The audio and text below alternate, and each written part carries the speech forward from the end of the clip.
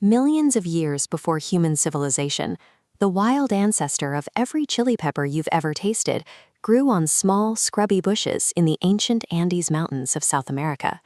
Like all fruit-bearing plants, these early bushes faced a massive logistical challenge. They needed to spread their seeds far away from the parent plant, so the offspring wouldn't have to compete for the exact same soil, water, and sunlight. Birds are the perfect delivery system. They swallow the tiny berries whole, take flight, and deposit the seeds miles away in fresh soil. Mammals, however, are a disaster. A rodent or a deer will grind the seeds to a useless paste with their teeth, destroying the plant's only chance at reproduction.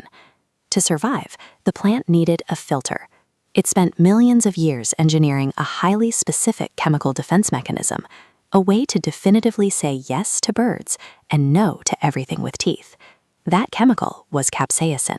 When a mammal bites into a chili pepper, the capsaicin locks onto the TRPV1 receptor, the nerve ending that detects physical heat. Your nervous system hallucinates a severe pulsing fire signal, but birds lack this version of the receptor. The molecule bounces right off, registering as a harmless snack. It works perfectly on mice, deer, and monkeys, who spit the fruit out and run.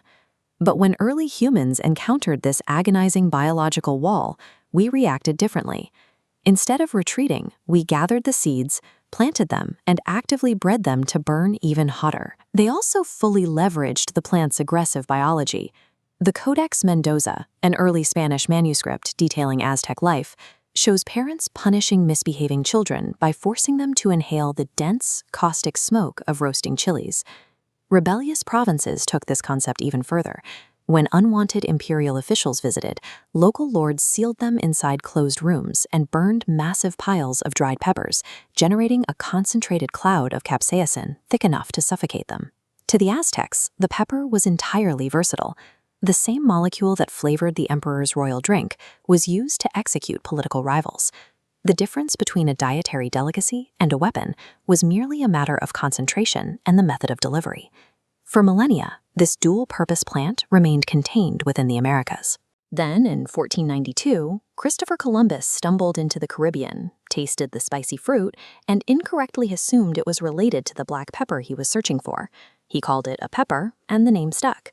But it was Portuguese merchants a few years later who realized the plant's economic potential. Traditional black pepper from India required an expensive overland supply chain, making it worth more than most metals. But the chili pepper could grow in almost any tropical dirt. Portuguese ships began carrying these resilient seeds along their global trade routes. This market reflects a total shift in flavor.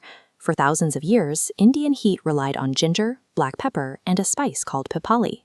Because the chili could grow in any yard for free, it replaced those expensive spices in just a few generations, becoming the primary source of heat for the entire subcontinent. The economic shift continued globally. In Thailand, it merged with lime and fish sauce to balance the entire cuisine. In West Africa, it replaced local spices in staple stews. In China's Sichuan province, cooks combined it with native numbing peppercorns to invent the modern mala flavor profile. In Europe, Hungarian farmers adopted the plant so completely they turned it into paprika. It became so central to their national identity that by the 1930s, a Hungarian scientist used these peppers to isolate vitamin C, eventually winning a Nobel Prize using a plant that didn't exist in Europe before 1493. The global spread of the chili pepper is the fastest agricultural adoption in human history. It succeeded because it was cheaper to produce and easier to transport than any other spice, providing high-intensity flavor to the global lower classes who had previously lived without it. Which brings us back to the central biological mystery. Why are humans the only mammals on the planet who voluntarily seek out a chemical designed specifically to cause physical agony? The answer lives in a psychological quirk called benign masochism. When your nervous system fires off a pain signal from a chili bite, your brain reacts to the perceived injury. It instantly floods your body with endorphins, your natural painkillers, and dopamine, the chemical associated with pleasure and reward. This creates a feedback loop. As your tolerance curve rises, your receptors become desensitized. To trigger that same blue rush, you must seek out hotter peppers with massive capsaicin spikes. This neurological quirk took a biological repellent and turned it into an addictive substance. Our interaction with the plant shifted from simple consumption to deliberate artificial escalation. In 1912, pharmacist Wilbur Scoville developed a dilution test to measure this escalating human tolerance. Today, the Scoville heat unit remains the universal metric for quantifying pepper pain. To understand the stakes, consider the baseline. A standard jalapeno registers at roughly 5,000 Scoville units.